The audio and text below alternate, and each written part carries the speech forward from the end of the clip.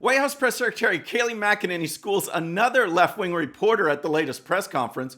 Joe Biden's campaign team tries to walk back Biden's own comments on defunding the police. Plus, Georgia's Republican governor takes on Atlanta's Democrat mayor over masks. All that and more. I'm Bobby Eberle. This is a 13-minute news hour. And God bless the United States of America.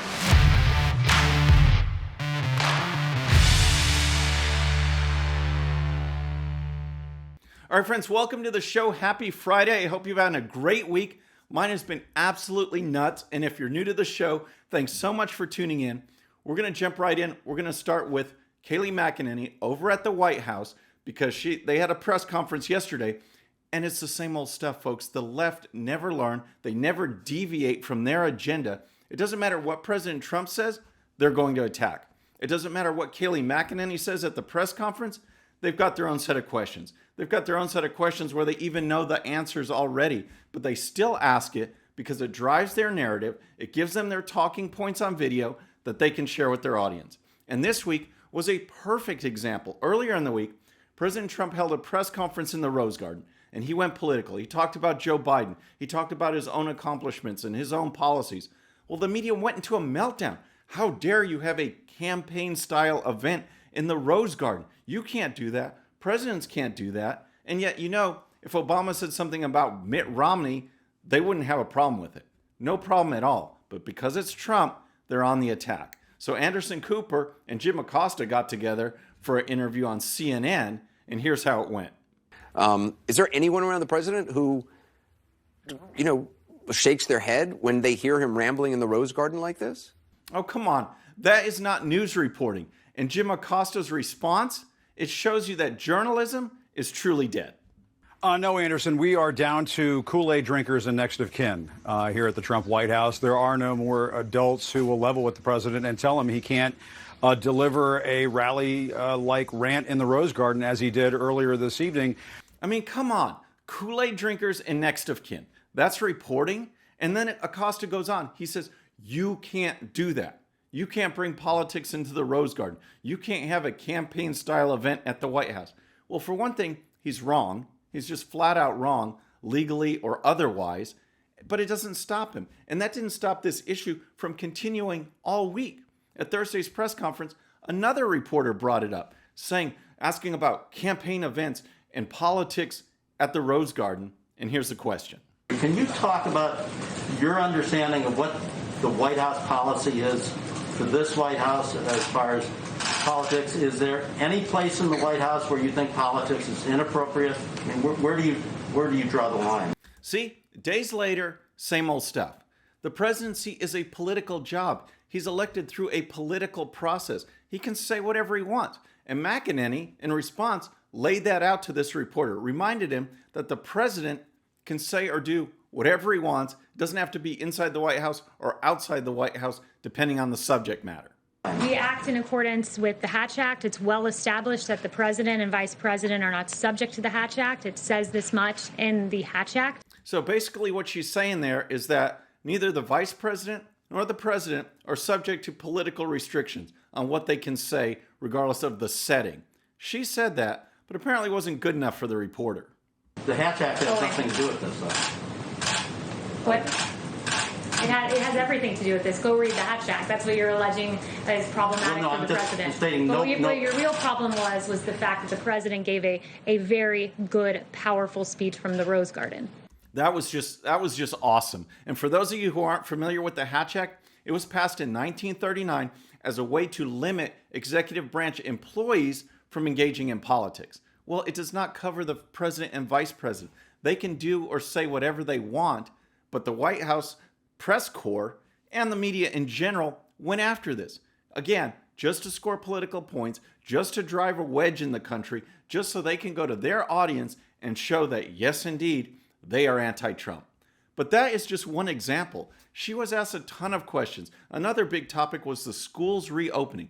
How can they open schools? How can they do this?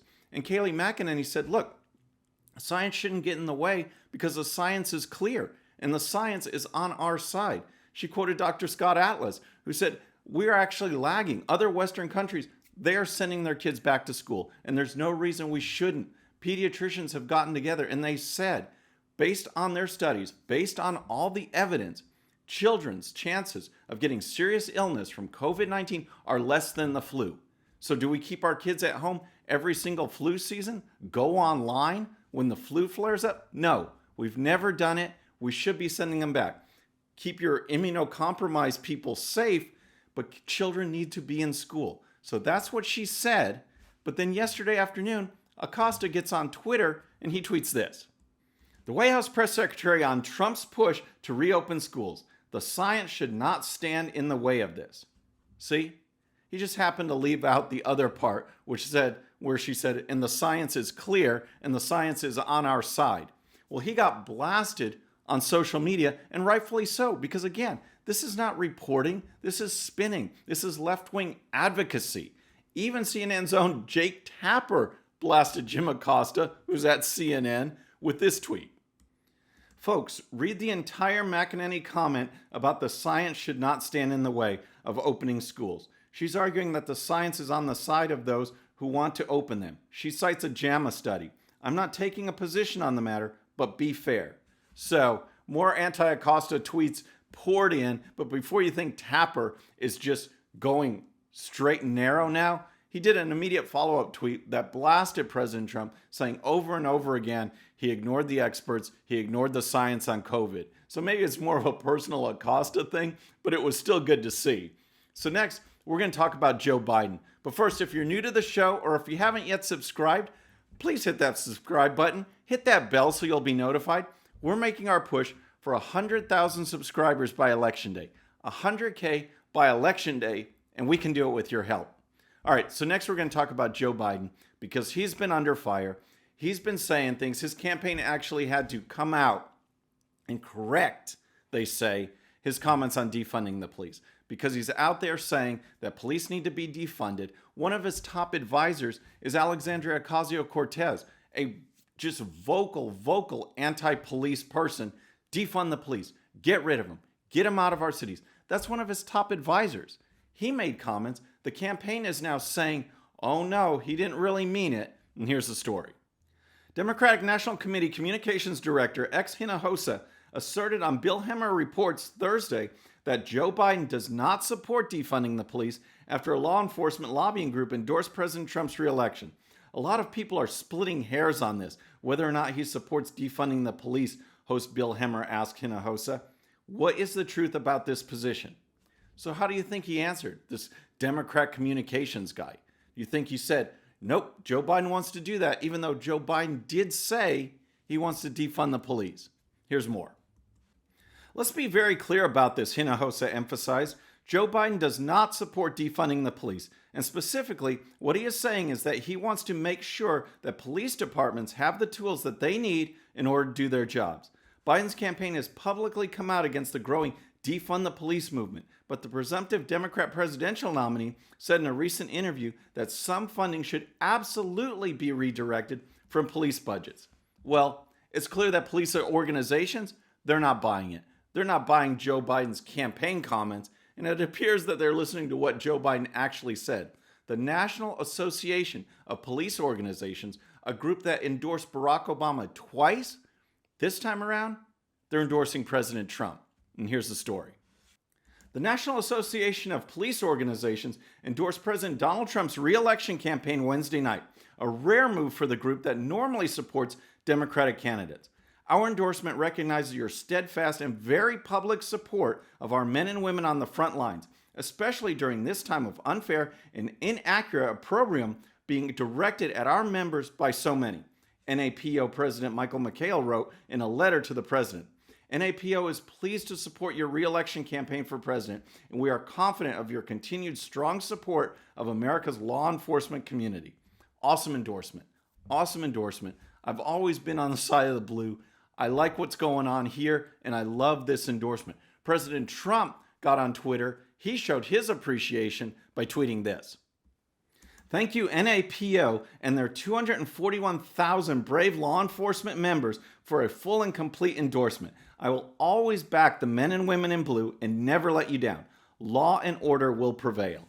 So we'll see what Joe Biden says about that and what he says about the police going forward, because what do you do? I mean, as I told you before, he's just now become a pawn of the far left. So does he push defund police, which to the average voter comes out fringe, comes out extreme? Or does he go with his own advisor, AOC, and push this kind of movement so he can stir up the far left? Which one does he choose? Does he even know what he's choosing? That's a real question there.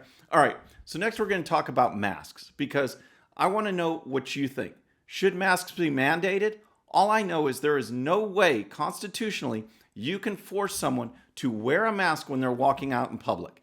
No way at all. Yet that's what we're seeing in city after city, and it's going crazy. So let me know in the comments. What do you think? Should they be mandated or not?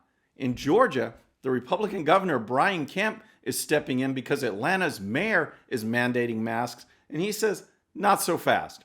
Here's the story. Georgia Governor Brian Kemp sued Atlanta's mayor, Keisha Lance Bottoms, Thursday over her mandate requiring people within her city to wear face masks in public to prevent the spread of COVID-19. The mayor also banned gatherings of more than 10 people, but Mr. Kemp said she did not have the authority to make such orders. Yep, so now it's a lawsuit. Now it's a lawsuit, the powers of the governor versus the powers of the mayor. And here's more. In a state court filing, the governor said the chief executive powers in Georgia rest with him. He noted his latest executive order related to the coronavirus pandemic suggests people wear face masks, but does not mandate them to do so. He also said gatherings up to 50 people are permitted. Local governments, such as the city of Atlanta, do not have the ability or authority to regulate and control the state of Georgia, the legal complaint read. Mayor Bottoms does not have the legal authority to modify, change, or ignore Governor Kemp's executive orders. So that's Georgia, folks. And again, I'm interested to hear what you have to say about this, because again, my whole point with the whole response to coronavirus, the whole shutting down the economy, is that we cannot do this in the United States of America. We are the freest country in the world, which means we cannot implement Soviet-era Chinese, North Vietnamese policies to shut down the freest country. We have to accept the fact that people are free, that they have choices, and base our solutions, craft our message around that. If you want to bring the power of government together, bring the power of government together to bring experts to come up with recommendations, suggestions, ideas, policies, and then say, here's what you should do, here's what we recommend, and then it's up to us to do it. But to tell people that you are essential and you're not, you can go to work and you can't, you have a job, you don't, that's wrong. You can't mandate those kind of things. You cannot mandate someone doing something in public, violating their freedom. You just can't do it in this country. You can suggest, you can recommend, but that's it. Then we have Michigan. We've got Gretchen Whitmer, who's now under fire. She's been taking a lot of heat for her lockdown orders. Now she's taking heat for abusing their communication system for masks. Here's the story. Governor Gretchen Whitmer is being accused of abusing the state's cell phone emergency alert system after she used it to inform Michigan residents of a new statewide mandate requiring face masks. Cell phone owning Michiganders received an emergency text message Monday informing them that they must now wear face coverings in all indoor public spaces and in crowded outdoor spaces in an effort to slow the spread of coronavirus. So that brought out other legislators, other leaders saying this is abuse of the system. They want to push for using the emergency system for actual emergencies, timely, time-sensitive information, natural disasters, things like that. That's Michigan. That's Gretchen Whitmer. And it's a perfect segue, folks, these crazy policies, these crazy leftists, to ask all the leftists, do you have a relaxed brain? I got what you call, a relaxed brain. All right, so what happens, here's a question, what happens when you are ultra rich and liberal? Well, first of all, you become crazy, it seems. And second, it goes like clockwork that you now want to impose your will, your charity on others. And this is what's going on. You've got this group of ultra-rich millionaire entertainers in other industries. They have a new fix for society, and it's forcing other people to pay even more. And here's the story. Walt Disney Company heiress Abigail Disney and more than 80 other wealthy individuals have signed an open letter asking the U.S. and other countries to raise taxes on the rich immediately and permanently to pay for aid needed to help poor citizens get through the coronavirus pandemic. The problems caused by and revealed by COVID-19 can't be solved with charity, no matter how generous, the group dubbed Millionaires for Humanity said in a letter. Government leaders must take the responsibility for raising the funds we need and spending them fairly. Their solution? Tax us, tax us, tax us. It's the right choice. It's the only choice. So rather than just donating the money, they want to force this policy on other people. And on Twitter, here's how they worded it. Humanity is more important than our money. Today, we, the undersigned millionaires, ask our governments to raise taxes on people like us immediately, substantially, permanently. How do you think that makes other folks feel? Again, if you want to do that, go donate your money. Go pay more in taxes. There's that box right on the 1040. So if you want to pay more, you can actually pay more. Do it. Encourage your friends to do it, but don't force it on others. I mean, geez. So finally, you've heard that Kanye West is running for president. Guess who wants to be his VP? Caitlyn Jenner. Here's the story. Caitlyn Jenner said Thursday that she has already texted Kanye West about being named his running mate. Jenner was leaving Starbucks when a TMZ reporter approached and asked whether or not she would be supporting West, who filed election documents earlier in the day in his bid for the presidency. Well, I texted him and said, "Can I be your VP?" This is what we have going on, folks. We got the left going crazy, wanting to shut everything down, wanting to impose control, wanting to take everything American out of America. And we've got Kanye West running for president and Caitlyn Jenner wanting to be his VP. I would ask how many votes you think that ticket might get, but I'm actually afraid to know the answer. I'm afraid to see which direction society is going. And with that, I hope you have a good weekend because we're out of time. That's our show for today. Please subscribe, and when you do, please hit that bell so you'll be notified, and we'll see you next time. I'm Bobby Eberle. This is a 13-minute news hour.